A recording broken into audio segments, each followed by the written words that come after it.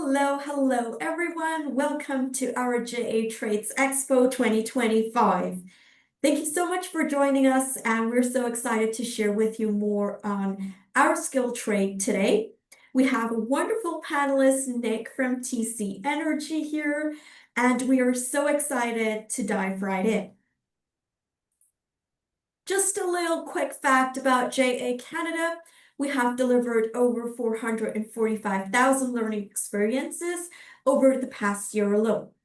We focus on career readiness, financial literacy, and entrepreneurship, which many of you might have explored through our 14 amazing teams across our network as pictured on our map here. There are 3 different ways you can join us, and probably you already know about this. We have our amazing JA Campus, our virtual learning management system, where you can take some self-directed learning courses. Short, medium, and long courses are all available online. We're also in classrooms where you're probably joining us today from by your teachers, and also we have events, sometimes in person, sometimes virtual, and that's probably how you got to know about us and our Trades Expo today through our World of Choices events, both general and summits, where we aim to bring students like yourselves who are interested in skilled trades with career mentors like our amazing Nick here to help you understand, explore, and learn more about skilled trades. So, are you considering joining skilled trades? Did you know that there are a growing demand of over 256,000 new skilled trades apprentices that are needed over the next 5 years to meet demand in Canada? So I guess the question is, are you ready? If you are, let's hear from Nick Lade from TC Energy. And just a quick brief about Nick. He is an area manager from the Coastal GasLink in Central and West and also Northern BC operations. And what I love is he's also an inclusion and belonging champion. Take it away, Nick. Thank you for being here. Thank you, Durga. Good afternoon, good evening, good morning, depending on what time you're watching this, to all the budding tradespeople from around the country. My name is Nick Lade. I'm a Red Seal Instrumentation and Controls Technician by trade. Today, I'd like to speak to you a little bit about the trade of instrumentation and controls. As well, I want to dive into a few paths that I took where I am today in effort to bring you some guidance as you move forward with your interest in the trades. Key topics we're going to cover today are going to include some insights, as I mentioned, on the path that I took to get where I am, covering some early years, some desires, some first jobs, and how I ended up on the road to trades. Then we're going to take a little dive into the trade itself and what pursued me to get into instrumentation and controls, and give you a high-level overview about what that trade entails. I'd also like to leave you all with some coaching tips and some thoughts for you to move forward with as you look towards the trades for the future. Before we kick things off, I just wanted to start with a little bit of an icebreaker here. I want you to take a look at this picture, and I want you to think, is this good work? Is this poor work? You may have seen this picture online in the past. You could look at this from 2 perspectives. From the good side, they definitely know how to fit pipe. That is a perfect work around that rock. I don't know if you could fit a piece of paper between some of that. From the bad side, was it in fact necessary? About the quote on the side of the screen, they pay me to build pipes, not to move rocks. And the reason I wanted to share this with you is because in the trades, you're going to be working alongside many other tradespeople that may or may not be within your trade. And if you choose not to collaborate, it is likely that you're cracking quality next time. Having the right attitude and ensuring that you are asking the right questions, making good decisions play into your quality as much as, in this case, building the pipe does. I just want you to keep that in mind.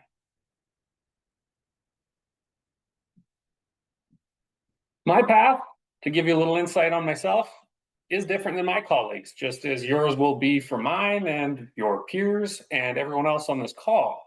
What you'll find though is that I'm not much different than most kids. As a little one, I owned the corner on lemonade stands, and I tried to make money selling everything from hockey cards to rocks I found on the road that I thought were valuable and important, but nobody else really did. Newspaper routes, and I even got up early on the weekends and would hitchhike up the mountain to wax boards and skis so I could find a way to be able to get into that. Today, on the right side, you'll see that I'm what is called an asset owner or area manager, as Durga mentioned, for a multi-billion-dollar asset named Coastal GasLink. It's operated and owned by TC Energy. And Coastal GasLink and its partners are playing a big role in the country right now. And they're going to be a major player in supporting the world to transition from coal to natural gas, which greatly reduces emissions around the world and improving the global environment and leading you to a brighter future in many ways. That's a big transition. There was lots that happened in the middle, and I just want to carry on a little bit and talk more about that.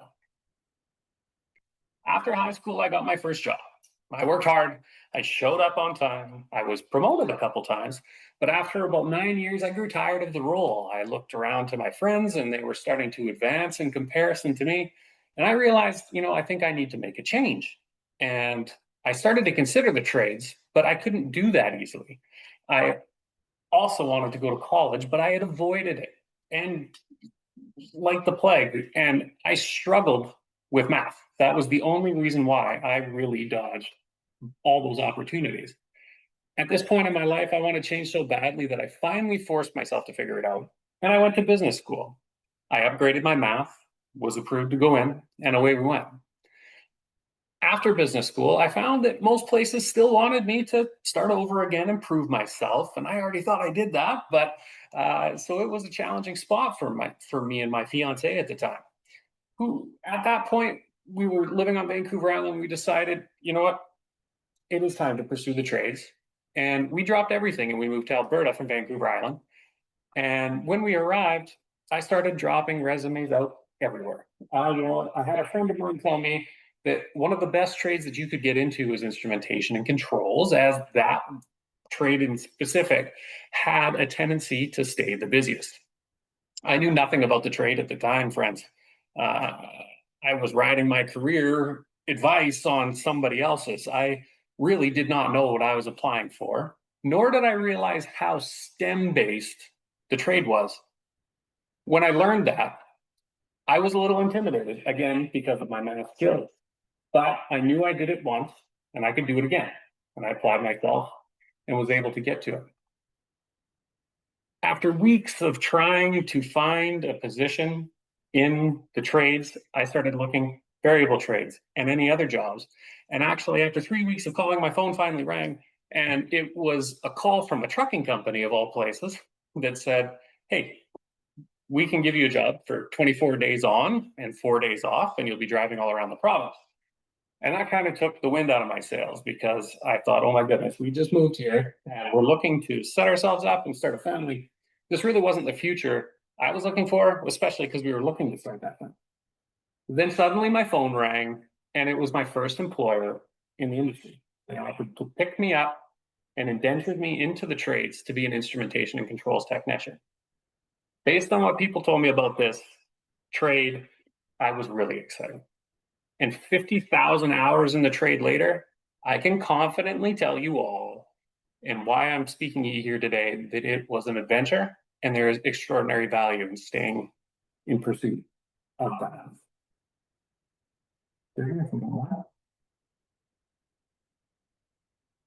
So my path to instrumentation, as you know, plays more of a role in learning how to apply yourself in the trades than the trade itself. So it may not be instrumentation you're going after if you're listening to this. Perhaps it's welding or carpentry or cooking or plumbing or electrical. Whatever it is, I promise you it'll be a rewarding career to you in your personal or your professional life.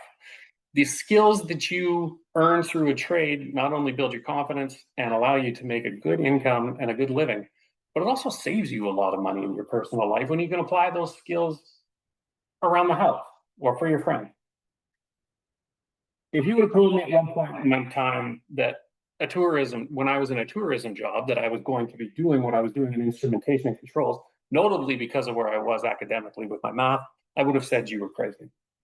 Instrumentation and controls, as I mentioned, is rich in math, science, physics, electronics, automation. It is probably one of the most mathematical and technical STEM-based trades you can get into.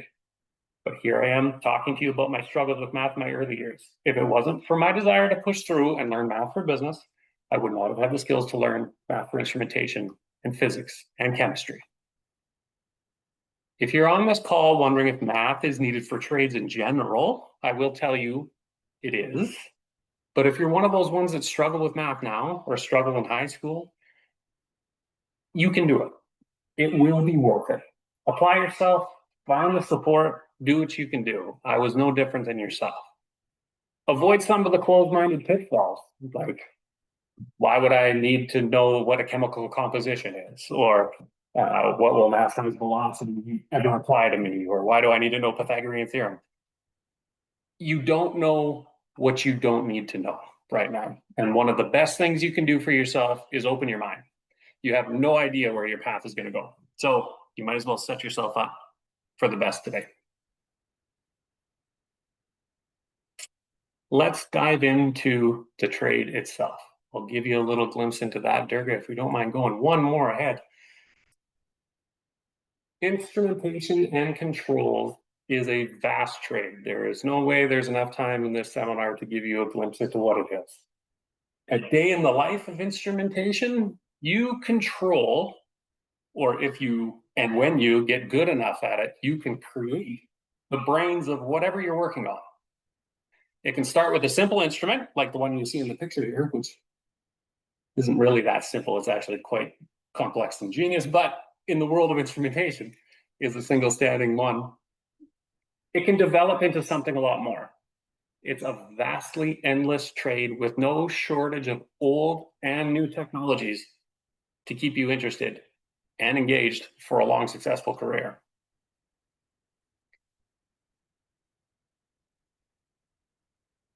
We can move ahead there, Durga. You can see in some of these pictures here, it's a lot more advanced than the box you saw in the last one. You can be setting up SCADA systems, control boards. You could be working in PLCs and automation. You could be troubleshooting hundreds and thousands of instruments. The jobs that are included in this field, I specifically had my experience in oil and gas, but it broadly goes across marine, mining, aviation, breweries, distillation, food, processing. It is very, very vast and very applicable to facility works all around the world.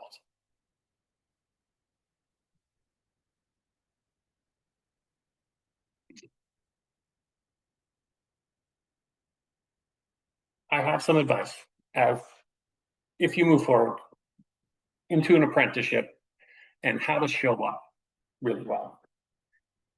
This comes from someone again who went through it myself, and as it relates to instrumentation and controls, it is a challenging trade. If you like challenge, this is for you. If you like science, STEM, this is for you. If you like to really challenge your brain, this is very much for you. There is lots of risk associated to the quality of your work. And something that you'll find about instrumentation and controls is that it's actually largely more of a mental trade than it is a physical trade. You're doing a lot of thinking. Errors in instrumentation could have some catastrophic consequences. It's important that you take the time to learn and that you're patient with yourself throughout that process. Take the time to appreciate it, take the time to appreciate yourself, and take the time in general to just acknowledge that it is going to be a long journey with lots of challenges. You want to remain open-minded. I brought this up before. An important thing for an apprentice in any trade, you will never know it all. It doesn't matter. The more pressure you put on yourself to think that you know it all, or if you're working with colleagues that maybe are a second year and you're a fourth and you feel like they're moving ahead of you, you don't know how it's going to even out. One day it could just click for you and away it goes. Be patient. Be open-minded. Even as a journey person, open your mind and learn. Be inquisitive Make sure you ask questions. Don't guess and don't be shy. I wanted to include some advice on being a journey person as well, because as an apprentice, you will be working with one and eventually you'll be one. And I think it's important that you look to those people, and the advice is almost identical. Be patient. In training apprentices, they were one too. It can easily be forgotten. You want to be mindful of overloading of information. And if you are an apprentice in that position, make sure that you're like, okay, that's enough for today. Let's let the brain absorb some of this. When it comes to skills, don't over ask. Recognize when someone is struggling if you're a journey person. Again, remain open-minded. When it comes to the vastness of the trade, you really don't know anything about it. You know some things. Open your ears to questions. It takes years, even after you earn your journey person's ticket, to be fully self-sufficient. Be vulnerable. Most of the time in this job, or in instrumentation and controls, you will be spent researching, looking for answers, calling experienced people, calling vendors, looking for people to help you support and troubleshoot problems. If you do that with a closed mind, you wouldn't be giving yourself the best path forward or the best foot forward. I wanted to share those with you to give you a good perspective. I went through it, and hard work, positive mindset, and other experience does pay off. In the trades, it's not just about the school piece, it's about getting exposure to the trade itself, working your way through various applications of the trades. In my case, as a contractor, I had a successful career and built a reputation with one company, then another one, then another one, and so on. And soon, it wasn't necessarily my skills or anything else, it was my name that kept me busy, because I came at it with an open mind and not as a person who knew it all or knew more than others. If you refer back to our icebreaker, it was my ability to collaborate with other trades and show up with a positive attitude and willingness to learn that had me work for a variety of big names. Beyond that, eventually I was able to go out on my own as a sole proprietor and perform work for companies based on trust as my own business. The experience, if you don't mind moving along here, the experience is not the same for everyone. I just want to remind you that. You need to be patient. You need to be understanding of others and yourself, and you need to be curious. Whatever trade it is, it's not limited to instrumentation and controls. Those are all good guiding principles. We can move ahead, and we'll wrap this up with a little bit of coaching before we wrap things up and open it for Q&A. I wanted to provide a little glimpse into what success looks like in instrumentation and controls. Some of the smartest people I have encountered in my whole life and within the trades were in the instrumentation and controls trade. And I know what you're probably thinking. You're probably thinking, oh, it's that STEM-based person. It was more than that. They brought more than just academic background knowledge. The word smart I use on 3 different levels. 1, someone who has good STEM foundation. 2, someone who will never stop learning. The equipment out there is constantly going obsolete. If you fail to evolve and teach yourself new things, you will find yourself stuck in time. With that device, it eventually ends up obsolete. Stay relevant. The third point is that someone who is self-aware and understands the risks associated with their job and how lack of care can affect others. Mindfulness is another way of putting it, right? When we think back to our icebreaker again, deciding to go around the rock without consulting someone to help you with the rock in real life could have some pretty negative outcomes. I just wanted to talk a little bit more too about problem solving. Be a problem solver in trades, and especially in instrumentation and controls. Problem solving is not easy, and it's not for everybody, but don't give up on it and don't fight the process. This is where the real learning happens. The majority of instrumentation and controls is troubleshooting. This means you need some education as to where to look, but also some experience as to how you can come to the resolution, but having an open mind to be able to know that you can work through it. Lastly, pretty simple, friends, be useful. Don't be the opposite. You're being paid for a service. If that service is not worth what you're being paid, you might stop being paid. Stay relevant, stay persistent, remain open-minded. People will want to hire you. I just wanted to cover a few other options as to where instrumentation and controls can take you.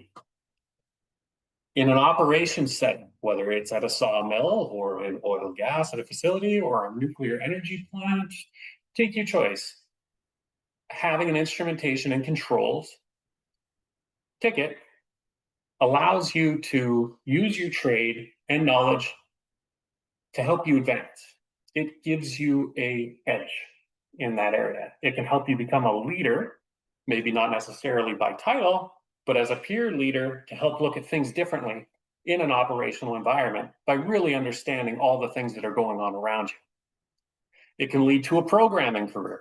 If programming is something that you're interested in, it is very challenging and very rewarding. Also, despite advances in AI, still in great demand. You can become a competent programmer and have a very successful career. Some of my friends started out working with certain outfits and became specialists with one certain kind of device. They eventually ended up becoming salespeople of those devices and worked with companies and were able to develop new technologies along with that. They were able to provide that, be on the road, and had a very successful career in sales. And you could, similar to me, if you have enough experience at one point, maybe you can take matters into your own hands. You could be your own boss, grow a business the way that you want to do it, move on from there. When you have what you have and you've mixed the effort in and you continue, even post-ticket with an open mind, opportunities are just going to continue to open up for you. The last slide I wanted to share with you is a picture from the industry I currently work in. And I really love this quote. This is probably one of the ones that brought the most success for me and some of my peers as well, and also brought a great amount of relief to my apprentices, fellow journeymen I was reporting into, or even bosses along the way. It's okay to say you don't know, but it's important to say you will figure it out. This picture here on the left is a situation where it wasn't instrumentation and controls related, but they were building the pipeline. That pipe that's going into that mountain is actually 4 feet in diameter. It gives you a good image about how big that mountain actually is. It was undecided if you go around the mountain, above the mountain. They figured, let's go through it, and leaned on engineering and other technologies to be able to find a better path, and away they went. Apply the same type of knowledge. Lean on your skills, lean on your experiences, continue on through trades with an open mind, remain useful. You will have a very successful career in instrumentation and controls or in any trade. I'll turn it back over to Durga. Thank you so much, Nick. I love the presentation, and I'm so grateful for, your honest reflections and sharings as well. Especially where you mentioned like STEM is really, really important to instrumentation and controls.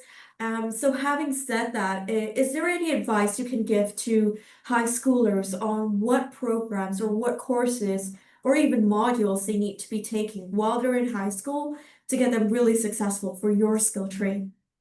The first year of school in instrumentation and controls had a little variety of all things. It mixes a little bit in the electrical field, and it also mixes in various industries. And with that, I would say that a good understanding of math, you don't have to be stellar, but a good understanding. A little bit of chemistry will help you later on, but physics out the gate is going to help you right away.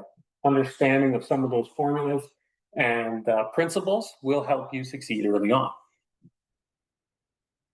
I love that, Nick. Thank you. And a couple of questions from one of our teachers here. Is it safe working in your skill trade, or how do you keep safe in that sense? That is a great question. And I would be remiss to say that I have been in some dangerous situations. And that has to do with just industry in general. It is very important that you're constantly on the alert, that you are working with competent and trained individuals, and that you hold yourself to that same accountability. any industry can be dangerous. I won't sugarcoat that. But it is important that in any method you're doing, whether it is at a brewery or a factory, there are inherent risks anywhere we do work. And don't let that shy away. I would say that times have really changed in the trades as far as safety standards across the country and industry holding themselves accountable to make sure that they're providing a safe workspace for everybody. Thank you, Nick. And do you use technology at all? And because one of the questions from our students were actually, would technology replace us in this particular skill trade in like maybe 10 years, especially with the development of AI, you know? Absolutely. That's a big question in so many different areas right now. And I'd like to think that, not that I'd like, but I can't see the future, but there are a lot of things that are done in instrumentation and controls that actually play to the AI field. You're still not, there's always going to be a human element involved in what we're doing. And machinery and equipment, and despite whatever's monitoring it, will fail and it'll need to be fixed and it'll need to troubleshoot and it'll need people to think of things rationally to be able to come to a solution. I don't see it being finite like some other things that are out there. I do still see a need for instrumentation controls technicians.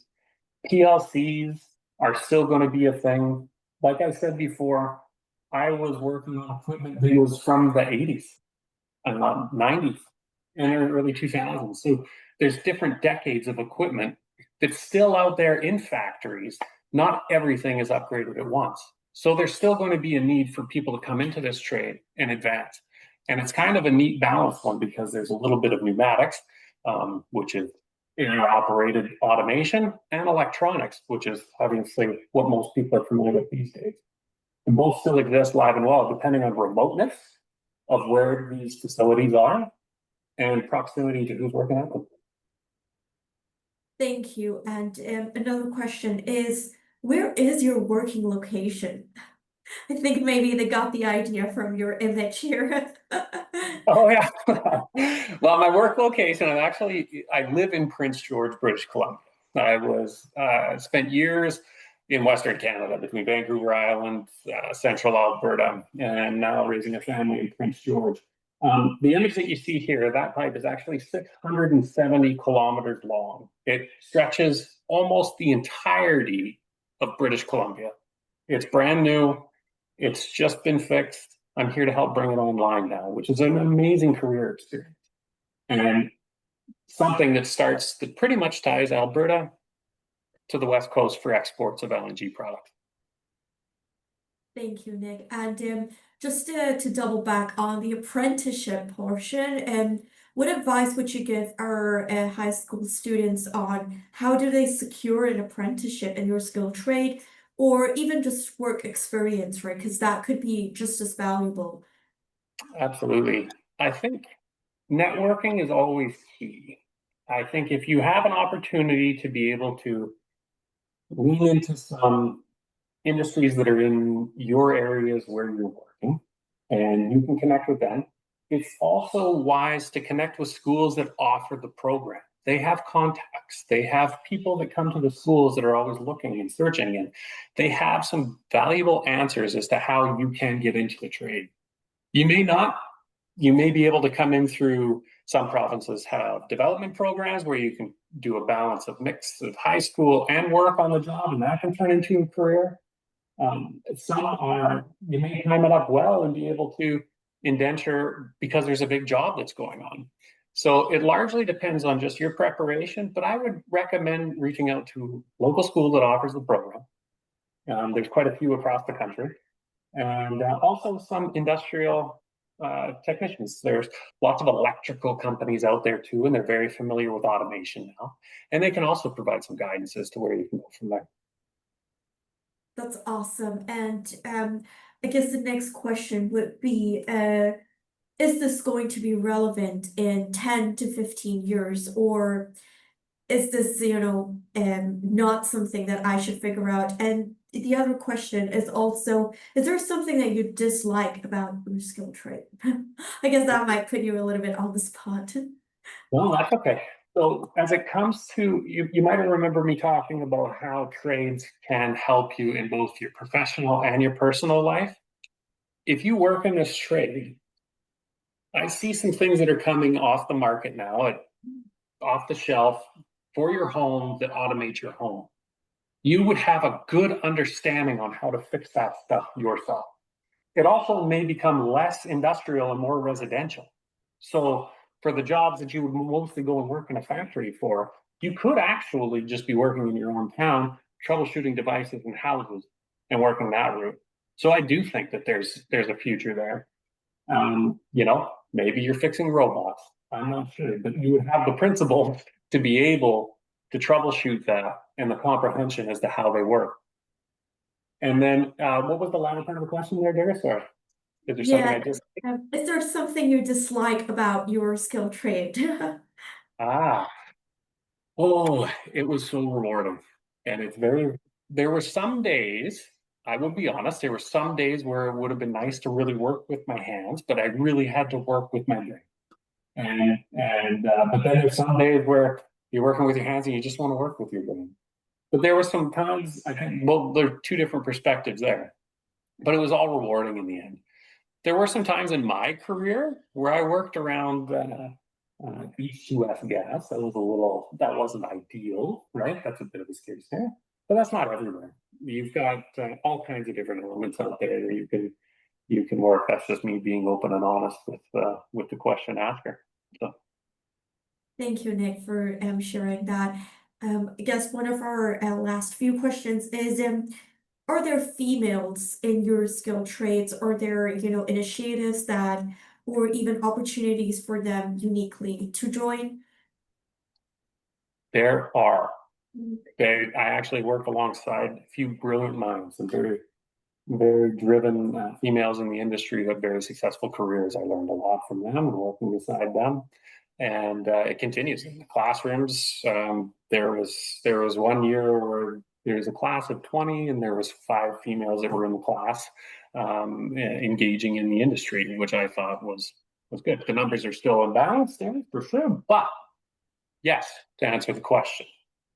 And then there was another part there, Dirk, too, about how to get into the trades or Yes. their specialties for the trades.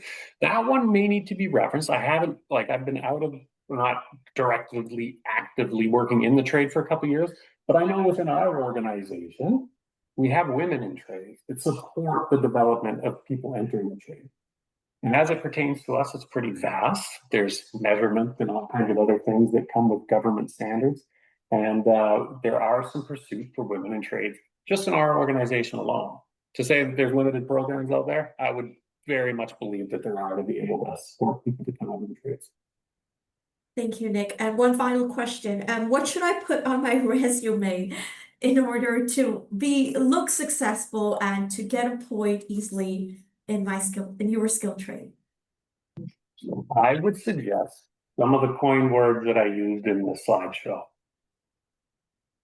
I'm an open-minded person. I am thoughtful. I am ready to learn. I know that maybe I don't know everything, but my mind is open to learning more. This excites me. You want to look at the automation component and find fulfillment. Those are some good ones. I think even using this one on the screen, I don't know, but I will figure it out. That's not a bad line as you're starting, right? I'm learning. I want to learn about that. I don't know, but I'll figure it out with the right support and the right system.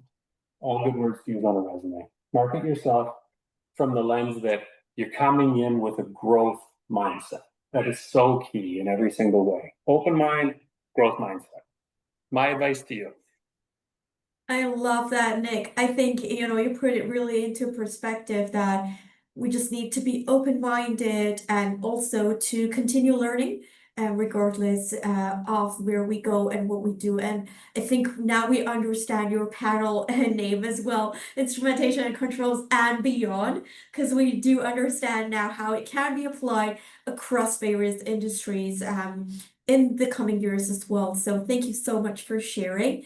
If there are no more questions, do not worry. These videos will be on demand in the next couple of weeks, and if you have more questions, just keep them coming. I'm sure we'll be able to get them over to Nick and for his responses to get over to yourself as well, coming soon. So thank you so much for your support, but we just wanted to leave you, like Nick said, to believe in yourself, invest in yourself, be kind to yourself, and eventually you have got this. And if you don't, you will figure it out. And we're here to support you, regardless of what career path you choose.